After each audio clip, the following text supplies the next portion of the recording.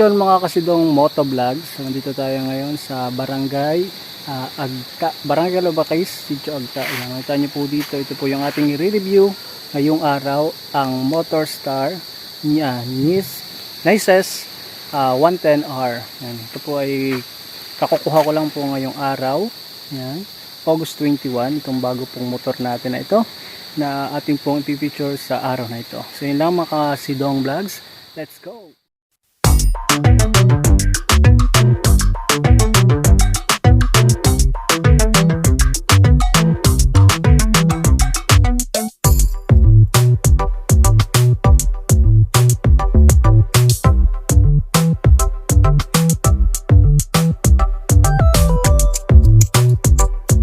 Mga kasidong motovlogs, makita nyo po dito may emblem po siya na Motorstar. Ayan, makita nyo po, napakalinis po forma dito. So meron din po siyang R speed. Ayan, at ito po yung ating pong caliper. Ayan, hydraulic caliper po.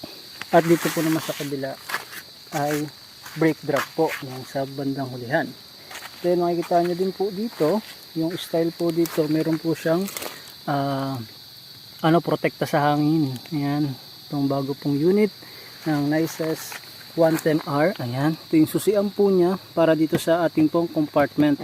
At yung gulong po niya mga kasidong vlogs ay nakamags na din po. Ayan. And then dual suspension na po ng kanyang shock. Ayan, makita nyo po dito, dalawa na po yung shock niya sa hulihan. Ayan. Then napansin nyo po dito sa kanya pong harapan, explain ko po sa inyo po yung mga feature po dyan sa bandang unahan. So yan mga kasidong vlog, susi po natin. Yan, mapapansin nyo po, may doon po siyang light indicator ng neutral. Yan. Then dito po ay yung signal light po niya sa left and then right. At ito po yung signal light po niya. So meron din po siya ditong switch para sa ilaw. Ito po yung ating pong switch para po sa ating park light at sa ating pong headlight. Then switch off po. And then ito po yung ating headlights. So mapansin nyo din po, mayroon po din siyang extra feature po sa kanyang hazard. So mamaya po, bubuksan po natin ito para makita nyo po. Then start po natin. Pag start po, ipisil po natin itong brake. Yun po. Start po nyo. Yan po, napaka smooth po ang takbo niya mga kasidong motovlogs. Ayan, makita nyo po dito, i-hazard po natin, and then nakakita nyo po dyan, ito na din po siyang hazard features. Napaka bago po niyan kasi LED na po yung kanya pong mga ilaw dito sa harap, and then yung kanya pong forma ay parang robot. Ayan, mga kamotovlog, saan po?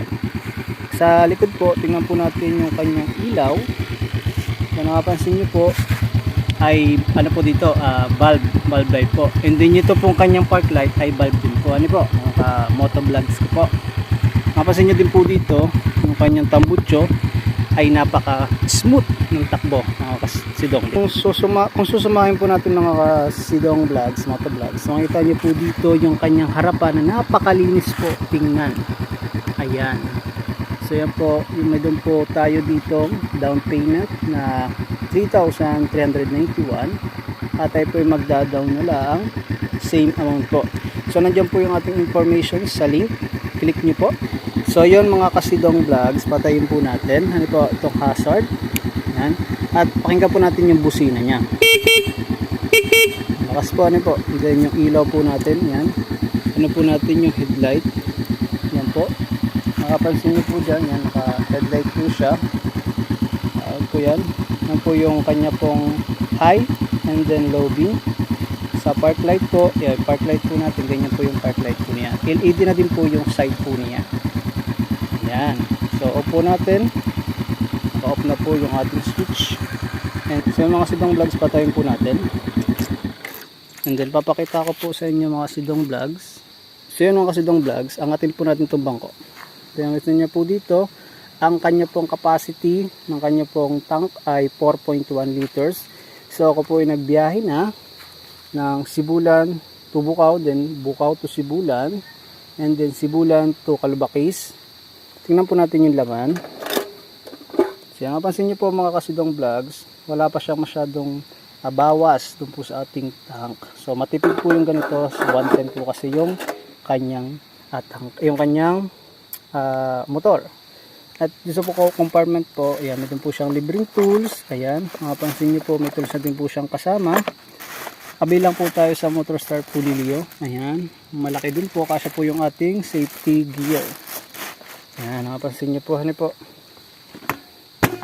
Then dito mga kasidong, dito mga kasidong vlogs, hindi ko po napaliwanag kanina yung ating pong gear indications. Pag tayo po magpapalit ng gear, nandiyan na din po. So ito po yung ating odometer. So ang takbo pa lang po natin, ang natatakbo ay 409 kilometers. Ayan po. So malayo-layo pa po yung ating